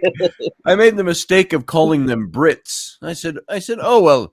I said, what do all you Brits take out knockoff early on Fridays? And they all stood up. Brits, he says, we're Welshmen. I think that's the word he used. And he says, where are you from? And I said, America. And he goes, maybe I'll just call you Mr. Canada. And I said, well, I'm not from Canada. He says, and the point was, and so I bought them all around. And then they said, sing us a song. And so, it was great. But they had the Welsh, of course, the Welsh accent. Why didn't you say, but my family's all Welsh? My family's all Welsh. We came from here a long time ago. So Canadians often they actually don't like always the to be. A lot of people when they come here, they go, "Oh, you're American." They go, "No, I'm Canadian," and there's a difference. And good morning, Sterling. How you doing, Sterling? Hello, we were in Scotland once, staying at a bed and breakfast in this is a long time ago, 1990, and we were in a bed and breakfast. And there was a little old woman. It was the old woman of Perth. We were in Perth, Scotland. And we got to talking over breakfast and so on. And, oh, you're all so nice, she says. Are you Canadian then? And I said, well, no. I said, no. We're American. We're United States. She goes, oh. She says, you should get the little Canadian pins and wear those around so nobody gives you any trouble. And I'm like, oh, okay. Anyway, so there you go. What's up with you, Sterling? How you doing, Sterling, this morning? Oh, doing great. You guys let me know if you can hear me well. I'm Can hear you well. Because y'all this are is my friend Wendy of many years, my friend Dave of many years. And so we do a Tuesday show, Wendy and I, called, she's Wendy Robertson. We got Robertson is the name of our show. So that'll be on Tuesdays. But she joined us this Sunday morning. And always just Uncle Dave. What's that? And Uncle Dave.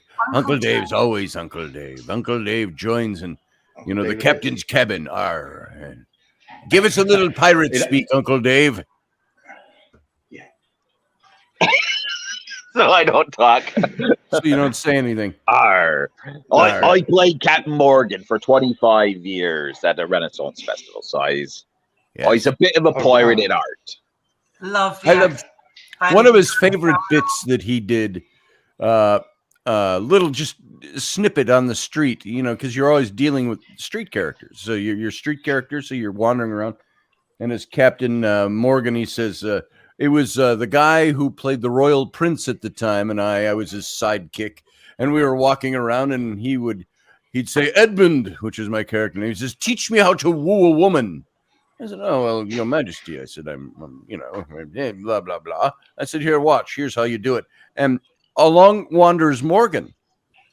And he's watching us woo. And I say, well, first you take her hand and you kiss her knuckle. And you say, ah, sweet mistress, what your name is, else I know not, nor by what wonder you do hid of mine. And the blue of your eyes could fade the azure of the sky.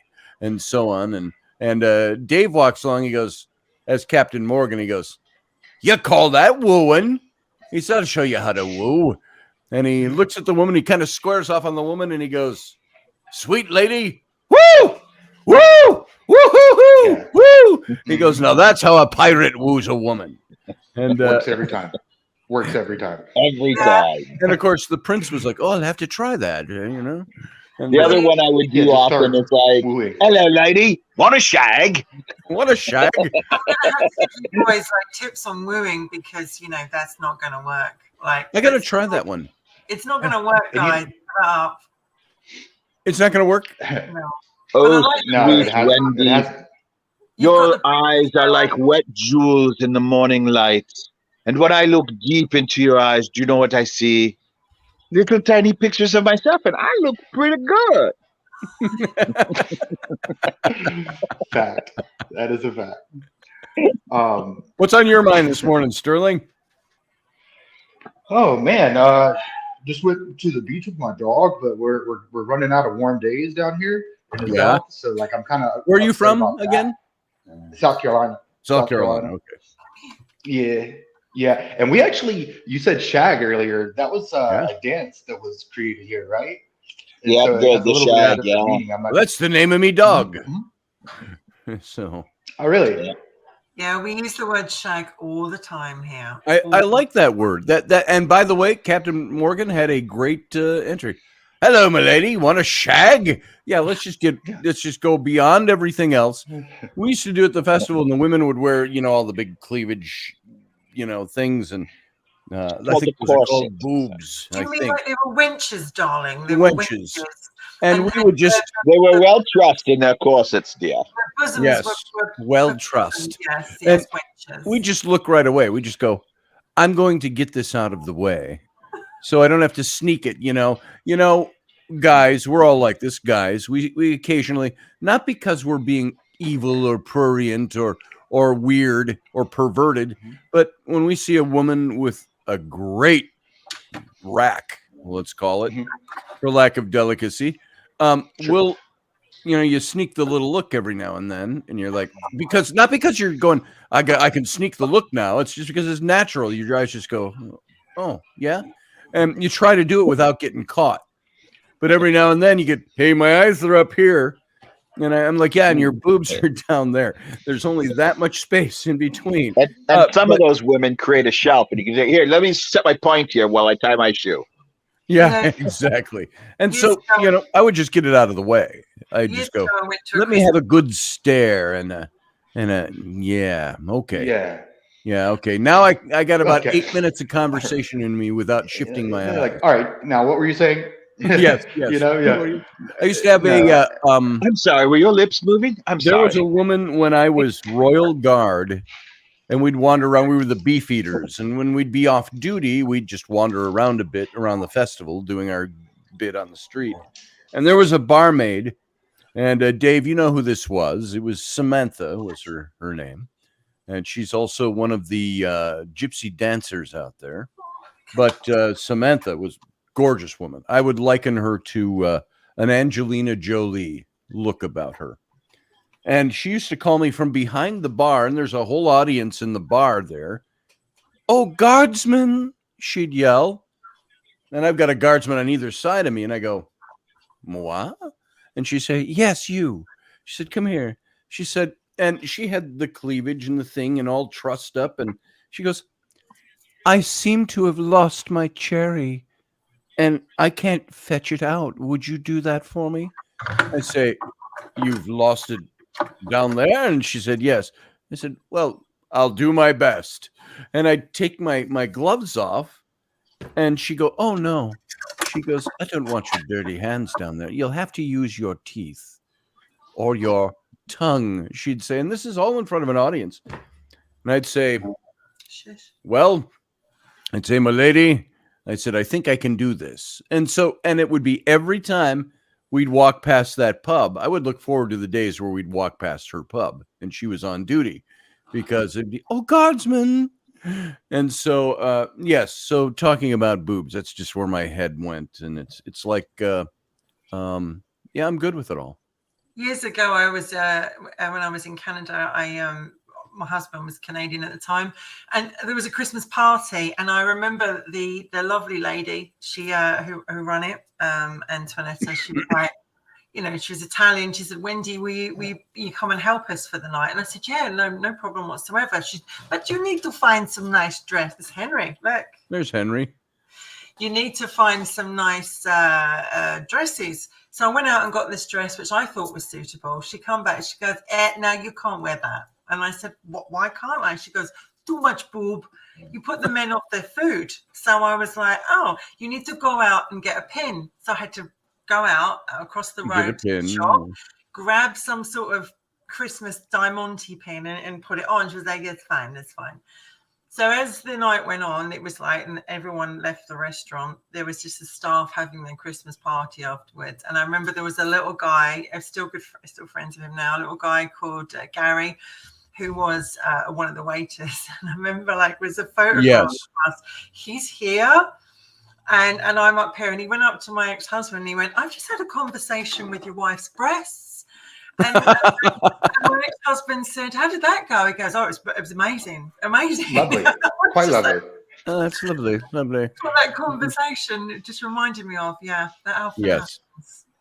It can be done to keep yourself neck up, your eyes neck up. It can be done. It is Yeah. difficult. It is difficult, but if you catch yourself at first, you can maintain the neck up.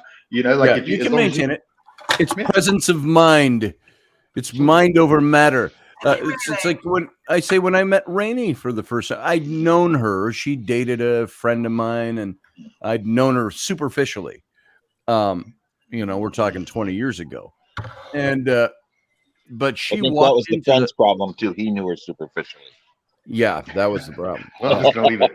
And but they broke up, and she walked into the bar. We were all at the Dubliner, the Irish pub, where some of the Irish bands would play on Tuesday nights, and in walks Rainey with Kat. You remember Kat Leroy, Uncle Dave, How and you do it? she was a tall drink of water, brunette, and Legs that went up to her. Here he is. ears. Here he is. Yeah. So there's so many things you say. Lips do not unpurse. There's so many great entendres to come up with, but I shall not go there. But Rennie walked in, and she had on not a bustier. She just, you know how Rennie's built, both Wendy and Dave. Sterling, you don't. And she had the thick, brunette hair and all of that, and she had on some short sleeved sweater over this top and she was all pushed up, and it was all like, oh my God, was the guy's response. I know the guys I was with. That was She's just a 10 perky seconds. D cup. What? Sterling. She's a perky D cup. Yes. And so my friends who were with me, Jeff Shilkin, Nate Westover, you know these guys, Dave, all from 10 Seconds of Harmony. And The boys. they were like, oh my God, is that Rainey? And we said, yeah. Nobody'd seen her in months after she broke up with Adam. And so she comes walking by, and I got her name wrong at first shot. And I said, On purpose. no, not on purpose. I just wasn't thinking. My mind was boobed, so to speak, or you know what happens to guys. And I went, she walked by, and I go, hey, Renee. And she goes, hi, and keeps walking. You know how those things go. Yeah. It's like, oh, well, I got my chances with her about Zero. a chance. Yeah, Yeah. 0. And it did take several months before we started hanging out together. But yeah, that's what happens to guys. The whole point of that story, we see that, and our minds go wonky. And we're like, yeah. Hi, what's your name? Hi, I'm Rainey. Yeah. So, in a very similar situation, the night I met Susan, we're at Kieran's to Kieran's drink Irish toast pub. to Culloden. It's Culloden Day, Yep. and went down there with the Clantartan group to sit with Sean and the boys and smoke cigars and Down in the Titanic Lounge. in the Titanic Lounge and do shots of whiskey and do toasts to the lads who fell at Culloden and all that. And it's normally a very solemn night, and we smoke cigars and do all that. Back when we could smoke cigars in the pub. In the pub, yeah. And so we get there, and I'm with Sean and Keith and those guys for about all of 10 minutes. And Susan walked in with Keith's wife. Susan. And I want to she do like had Frau blonde Brucker hair from, like, in Frankenstein. little ringlets, just a head full of ringlets down to past her shoulders. And she's wearing a beautiful plaid dress, because everybody would show up in period clothing. And she's just stunning. And she sits down at this table, and Keith's wife went to get something. And I'm like, oh, I kind of let her sit alone, lads. I'll be back. And I went over and She's all sat alone. down, and we started a conversation. and it went until they said, "Hey, you got to get out. It's time to go." And so I drove her home. And the next day, I get a call from Sean. And so Wendy, and you don't realize that Sean is gay. And he says to me in the morning, he goes, "We went down to drink scotch and smoke cigars and toast the lads, and you spent the night with a breeder." His voice would always go, "You." With a breeder. Sean was a great guy. Is that what you said? With a breeder. With a breeder. Interesting way. Now, Sean, by the way, Sean was Army intelligence. You would look at Sean, you wouldn't think this man's gay. No. But he was gay. And I remember when we did our reenacting, I remember he used to come out. One of my favorite stories of Sean, we're all standing in the lines. We're pikemen. We're Scottish pikemen. And it's reenacting. It's historical for the show and stuff. And he walks out, and he's the commander, and he's got on a sash. And he's got Colonel another Gaffney. colored sash in his hand. And they're different colors. And he goes, he says, "Do you know?" And he'd talk like that. "Do you know why I have brought this yellow sash along with me today?" He says, "Because due to your performance in the past, should you fail miserably on the field, I can put on the German sash." And he says, "And blend right in." And so he was that's the way he was, and that's the way he'd talk when he'd get all excited. So His voice would go 3 octaves when he would lose his temper. And I remember 2 a.m, there was a brawl between 2 of the lads. Sterling? And I was the provost marshal, and I had brought them to the colonel's tent at 2 a.m. And he's in the tent, and he's like, "I'm shocked, shut up, Paul."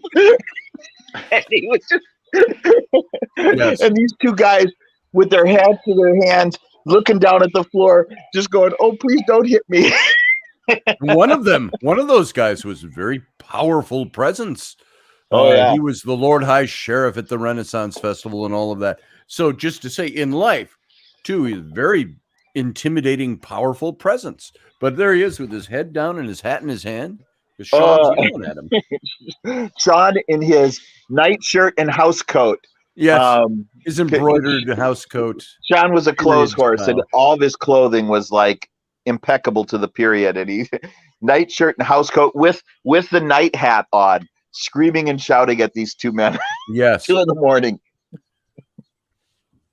Here, Wendy, without objectifying you, I just have to say, I brought you into full screen so I can just stare for a second. Okay, now you can That's go. not awkward, Carry is on. it? Carry on. For some reason that I went just full Monty there. Yes, Hello, yes. hello. Hello. I was neck Hello, up my for lady. the What a record. I know you shag. kids, That would be I was Captain neck up. Morgan. Thank you for that. Because I was wondering. I've just objectified you for the day, and You I'm really sorry, have. but I make no apologies. That's okay. That's okay. Were you playing with your dog, Sterling? Is that what you're doing? Playing with your dog? Oh yeah, I hope it's not too loud. No. I could just Oh, see you no. throwing something, and I'm like, either that's rubbish or he's playing with the dog. He'll do this 500 times, even after we've Yeah, been out to the they're like, park and the beach. Again. Ooh, you dropped your ball, I'll get it for you. Ooh, you dropped your ball, I'll get it for I'll you. get it for you. I'm so glad that he's made an appearance today and not Tuesdays, because I'd feed him so much that on Tuesday he's kind of like, I can't, I just need to sleep. But today it's like, no, he's here, and thankfully he's not making lots of sounds. No, he's good, being good. What kind of dog is that? It's so cute. He's a I don't know basset if I've hound. ever- A He's a basset hound. basset I've never hound. seen one Yeah. that And, light. It was like a Henry. light. Henry the Basset Hound. Henry, named after Henry Tudor, darling. Henry Henry Tudor. Tudor. Mm. Justin's alleged father. My favourite king, Henry VIII, Henry Tudor. Oh, sorry, I heard something else. Oh, way back. Yeah. Give me 1 second. So KB's still here watching us. That's KB nice. is still here. And did I see that is Macabre here? Sterling Brew is his name. Macabre Menace. I don't see him. I thought that's who they were saying hello to. Elderberry said Macabre. If it's got Macabre. wheels, it's going to cost you money. There it is. I understand that one because I've got the wheels. So yeah, for sure. Wheels, yes. And you've got and Sterling. She has the best car in the world. She's got the same car that they used in the movie or the series Supernatural, the '67 Impala, black. Except hers is a 2-door, where in the show is a 4-door. She's she's a redneck all the way from Alabama, and she's a '67 Chevy Impala, and she's a 2-door fastback, I think. So do you get in that car with your Daisy Dukes on and you go, let's hit the road? No, I wish, because at the moment petrol's so expensive that it's like, oh my God, how much is it going to cost me to actually put? And it just goes down. As soon as you open the headers up, as soon as you start that engine, I had a Chevy with a 454, and you could watch the needle just fall as you're idling. There it is. But I'm bringing her out next Sunday, so she's coming out to play. The Impaler, says Rabid Dog. Yeah, it is. So that sounds like a good time. That sounds like a great time. It's very fun to join you boys today. Thank you for including me in your show. I'm glad you came on board. It's always good having you. I get to have fun. The other one's more informative, and I look forward to our chat afterwards when you tell me all the snippets. Yeah, I'll give you a call. Yeah, it's I always look forward to having you on the show. So, are you getting out of here, Wendy? Well, how long have we got left? Well, we're done. We're done in about 3 minutes. Oh, well, hold on. So, and Sterling, if you called in to say anything important about anything we've talked about, opportunity's gone. I have. Yeah, good, because I have zero important things to say. Okay, just generally. Well, that's Sunday morning. It's not supposed to be important talk. It's our chit chat show. Did the poor man speak? Like, where are you from, Sterling, again? Oh, South Carolina. South Carolina. Oh, yeah, from South Carolina. It's kind of what they talk like that, but Sterling doesn't sound much more like that, does he? South Carolina, where you sit out on the veranda and you have your mint julep. Oh yeah, and the ceilings of the veranda are painted light blue. Yes, like the sky. Yes, like my light blue ceiling here on my veranda.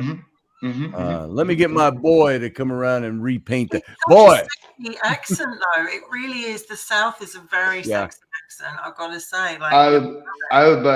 But let me tell you something. I can turn it on real quick, and I can tell you that I'm from the South my whole life, and my whole life. But I'm trying to. And it's really a short jump from a Southern accent to a London accent.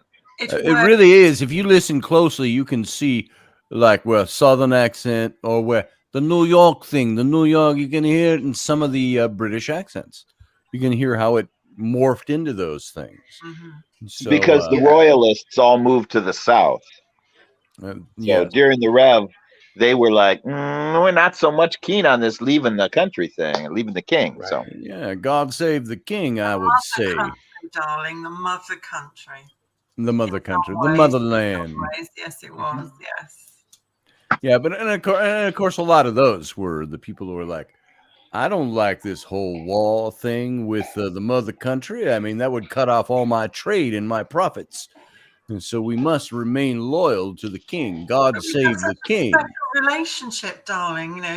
Yes. The United Kingdom and America, we have a very special. I'm all for promoting that. Yes. Well, what does the song say? Remember the song "Fire and Guns"? It's a Rev War song. It's very. What's the word to use? It's melancholy, but in one part of the song it says, "God save the king." Such a simple thing. And because I was hoping to come over and see you guys, but I heard somewhere that you still got to be vaccinated to come to the United States. Is that true? I haven't heard that. I don't know for sure. No, you have to be vaccinated, and you have to bring a gun. You have to have a gun on your hip at all times. And absolutely. I had Australian, a friend of mine, say, looking at flights to come from Calgary to straight into, and it was like, you have to be vaccinated. And I was like, well, I know now Trudeau's let things down. I can go to Canada now, but literally, I don't know if I can come to you guys yet. Can I? You can say whatever. I think you could fly into Canada and walk across the border into the U.S. and nobody would notice. Oh yeah, nobody would know. Yeah. Especially if you have that if you have that gun on your hip, you just walk right in. They'll just let you in. I've got my permit.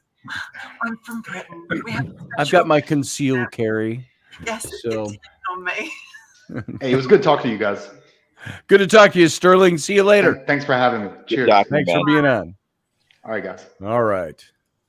And so it's just we three again, and it's time to the rose between two thorns, and that would be Dave, obviously. That's it. I'm a thorny one, that's for sure. No, you're the rosy one. It's gorgeous. Thank you for giving rephrase that. Thank you for giving the girl a lot of fun on a Sunday afternoon. Oh, it's my pleasure, milady. So why does that come out? I have to do the British thing with you. I don't know. I also think of the line from Robin Hood with Errol Flynn, where Much looks up at Marion's handmaiden and goes, "Ain't all as handsome as we is." Yeah, we ain't all as handsome. Yeah. Exactly. But I will speak to you later, Scotty. And, all right. And Uncle Dave, always a pleasure. Uncle Dave. Yeah. So I have the same effect coming from me? Yeah, give this to Rainy for me. She's sitting right there, I think. I will on the see sofa later, upstairs. boys. I asked her if she wanted to come on this morning. I said, "You going to come down and come on?" When I went up for coffee, and she said, "Oh, bye, Wendy." Bye. I didn't know she was actually exiting. And I said, "Rennie, are you going to come on this morning?" And she's like, "No, I don't feel very good." And I got and I'm like, "Okay." I almost did that. I'm laying in bed and I woke up and I went, "Oh, it's almost 9 o'clock." Yeah. Oh, I got 9 o'clock. I got to make coffee. Well, I woke up at like 4:45 and I said, "Ain't no way I'm getting up." Now I think I feel as though I fell asleep rather early last night. I've just been out of it the last couple of days, really tired and just not enough. Rainey and I were watching a TV show yesterday evening, and I'm like, and I'm gone. And it's like, oh, somebody would make a noise, or she'll always do things like she's sitting. We've got those two sofas that form an L shape, and I'm sitting in this corner and she's in this corner, and I fall asleep, and she always does things like takes rubber bands and shoot them at me. Yeah.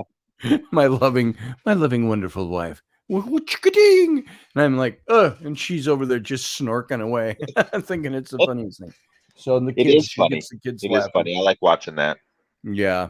So she didn't feel up to coming on today. I said, pretty soon I'm going to have to call it the It's Sunday with Scotty show. I said, you got to get on here more often. I think it'd be good if we should get her a new laptop and she could join us from wherever she is in the house and not have to be sitting down here next to me. She said that she gets lost in the show sometimes, that she doesn't have anything to talk about. So, well, let's make it about things you like to talk about. How often do I sit here and just listen to you ramble on? Yeah. I'd love to see Rainey and Wendy do a show. Oh, yeah. I think that would be an interesting show. That would be an interesting Robert and Robertson. Robertson, yeah.